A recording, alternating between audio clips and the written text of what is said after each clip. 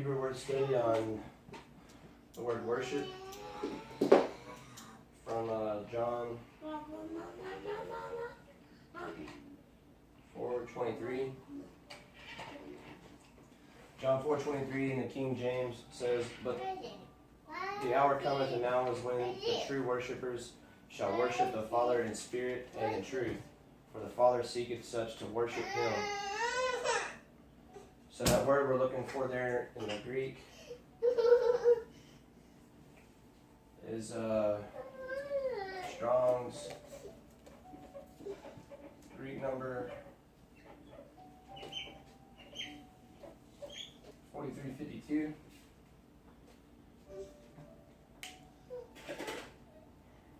It's proskuneo. It's from 4314, and it's a probable derivative of the Greek 2965. But this number here gives us a proper definition of what we're looking for. And it can mean to kiss, like a dog licking his master's hand. The Strong's defines it again as to kiss, to fawn or crouch, to prostrate oneself in homage, to do reverence or to adore. The Thayers has a more definition to this, meaning again to kiss the hand towards one in token of reverence. For instance, kissing a king's hand whenever you come up to pay respect to them, showing because they have superiority. I can't say that word. Superiority in rank above you. Among the Orientals, especially the Persians, to fall upon the knees and touch the ground with the forehead as an expression of profound reverence.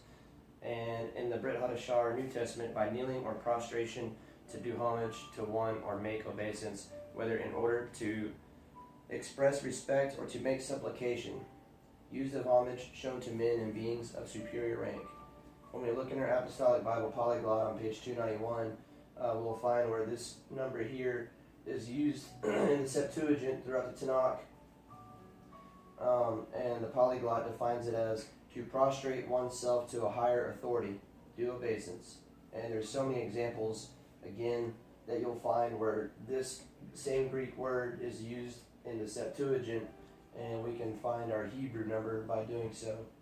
And a couple examples that I've written down was 1 Kings chapter 9 and verse 6.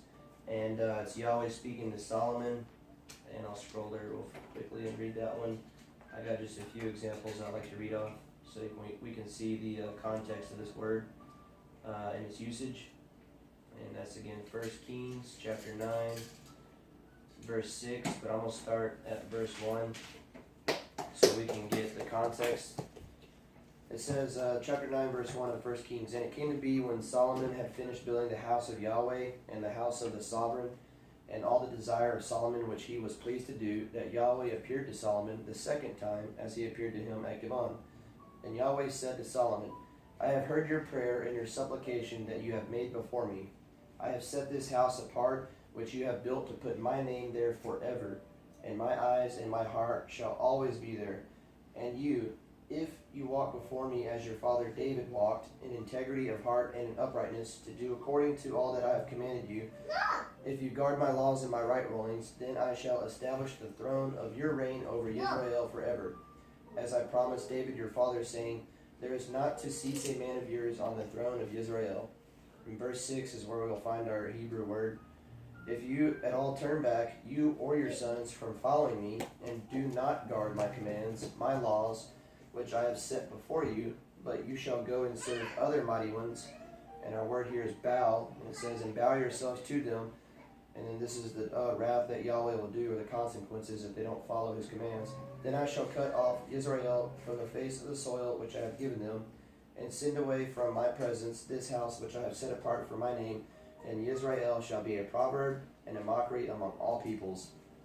So he was going to make an example out of them if they did not follow his commands, or Solomon didn't do what Yahweh had told him to do.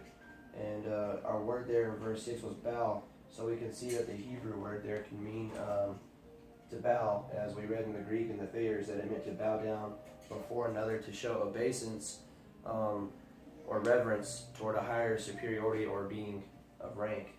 In this case, Yahweh being the ultimate king, the Malach Zadok, our righteous king. So our Hebrew number that we get from this scripture verse, and I got three other. Well, first let me give you the three other examples of that word. We find in Genesis 19, chapter 1.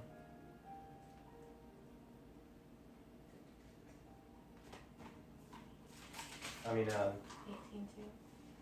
Genesis chapter 19, verse 1. That one too. It says, "And the two messengers came to Sodom in the evening, and Lot was sitting in the gate of Sodom. And when Lot saw them, he rose up to meet them, and he bowed himself with his face toward the ground. So he came in reverence to the two messengers that he met him in Sodom, and he bowed himself." Our word there is bowed, and it's also Hebrew number 7812 in the Strong's. And then again we have Genesis chapter 18, verse 2, which says, well, I'll start with verse 1. "And Yahweh appeared to him by the terebinth trees of Mamre, while he was sitting in the tent door in the heat of the day." Verse 2, "So he lifted his eyes and looked. So he looked up, and behold, he saw three men standing opposite him. And when he saw them, he ran from the tent door to meet them, and bowed himself to the ground." Our word again there is bowed.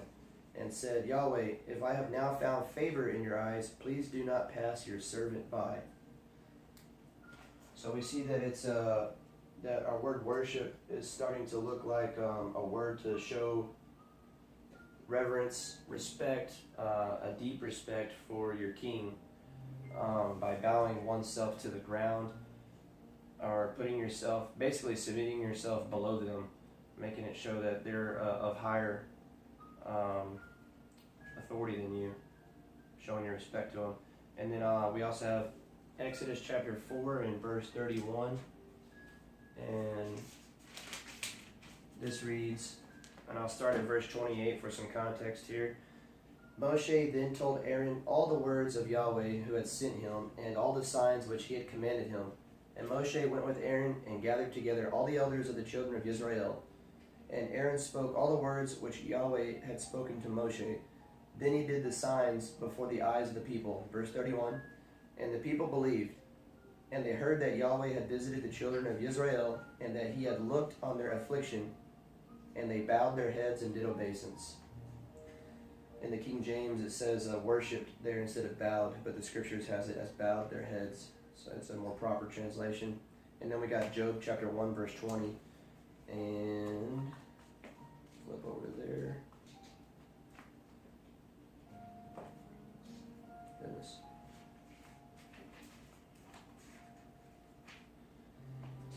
Alright, starting over here at verse. We'll start with 18, just to find out why Job did what he did. It says, "While he was still speaking, another also came and said, Your sons and daughters were eating and drinking wine in the house of their brother, the firstborn.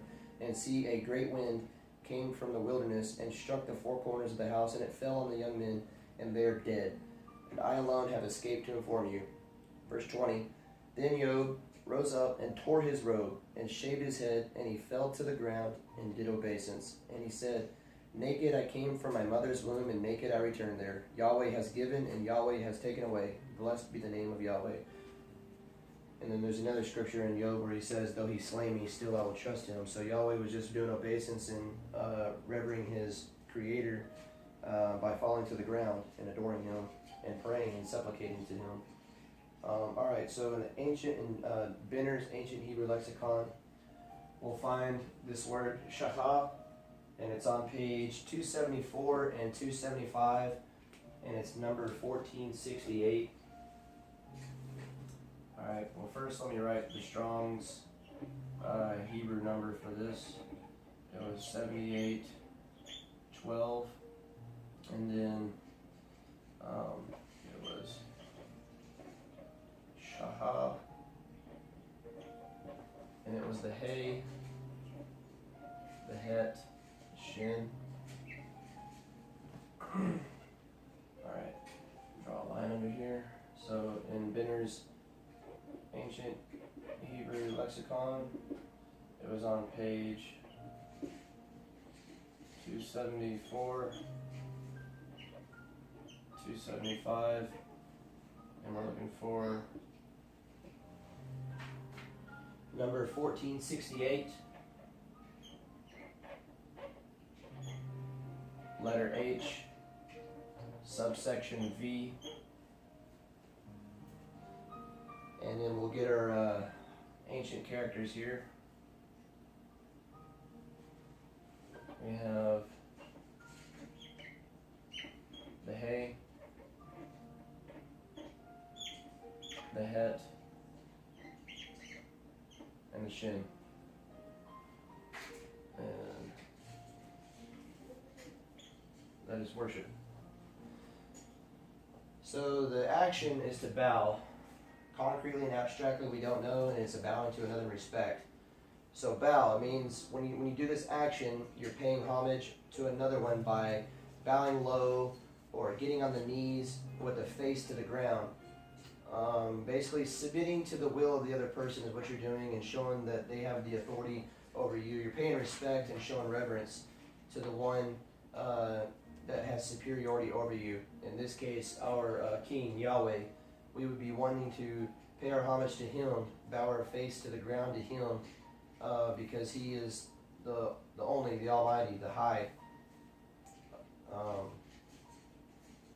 one who knows all. So by getting on our knees with our face to the ground and paying homage to Him is how we can worship Him truly. And so our letters here, we have the shin, the het, and the hay. The shin can represent two front teeth. It can mean to press together. It's sharp. Can represent two. And then the het, the middle letter, is a tent wall. It can represent being on the outside of something, being divided, or it can mean in half.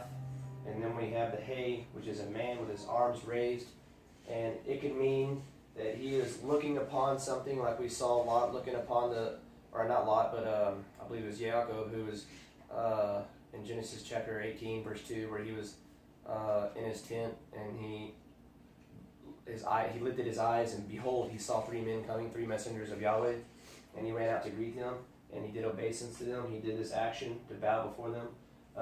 The hay here can represent to behold something, to look upon something, to be revealed something to you by Yahweh as a revelation. You can accept His life into you by Him breathing into you, the Ruach, the Spirit, and we're to bow before Him and worship Him in spirit and truth. And where's your phone? Here.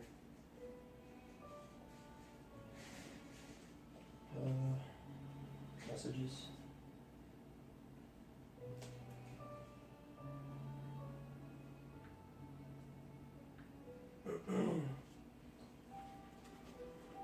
So what these patriarchs would have seen, or for this fact, whenever anybody, because this word here, shachab, was used so many times in the Hebrew scriptures, especially throughout Kings, and as a king, they were to take the whole book, or the whole scroll, the Sephar, they were to take that and then make a copy for themselves. Every king was to do this. They were to write down every word of the Torah so they could have their own copy. And so we see here that what this can mean is that we are to press ourselves together to the true house of Yahweh so He can reveal Himself to us. Let's think a little bit deeper on this.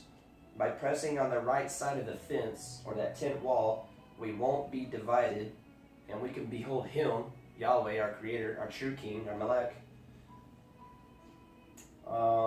By bowing to the true Melech Zadok, that is righteous King, we show honor to Him, not vain worship like the Pharisees and the scribes did. See, they always wanted to have, the best places to sit at the table to eat. They always wanted to have the best places to sit in the congregation or the synagogues. They wanted to be noticed by other men. But what does our King tell us to do? He says, go pray to me in secret, for I will reward you openly. So we're not doing this as a show, so it doesn't become vain worship. So by bowing to the true Melech Zadok, we show honor to Him, and we don't practice a vain worship. Then He can breathe His Ruach into us, so we can look upon Him and receive revelation. Behold. Or we are pressed together at the tent wall being divided, But we who are in emet is truth. Remember, there's coming such an hour where he's seeking for those to worship him in spirit and truth. So we'll bow before him in spirit and in truth, emet. And then we behold him, and he reveals to us how to come into his house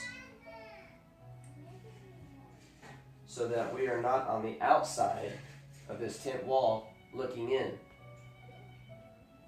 When we accept him and we're his king, or he's our king, and we're his servants, then we can be inside his house serving. And then now, but instead now being on the inside of his house, we're going to be bringing those in from the outside of this tent wall. Those who are divided, such as those who are in the diaspora. We're gathering the lost sheep of Israel.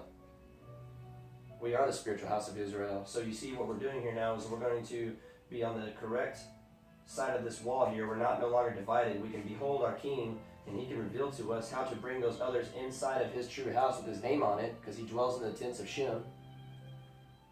And we can bring those who are lost on the inside and raise up disciples, and then also advance the kingdom. So it goes way beyond just winning souls for, quote, Jesus, or actually to raise up disciples, bring them into the true house of worship, his house of prayer, so that way we're no longer on the outside looking in, but we're bringing those on the outside in, and they can continue and grow and do the same thing that we're doing in the order of Melchizedek. So there you have it. That's our word worship. Shachah, the shin, the het, the hey. Here's your ancient Hebrew letters here. Its action again means to bow. You can find it in Benner's Ancient Hebrew Lexicon on page 274, 275. It's number 1468, section H, subsection V as in violin. And we'll connect this back more to John chapter 4, verse 23 when we do a further study on the word spirit and truth. And we'll connect it and rewrite this verse in the Hebrew and see how translated, how the scriptures have it translated, and see if it's a correct rendering of the translation of what it should be. Until then, hallelujah.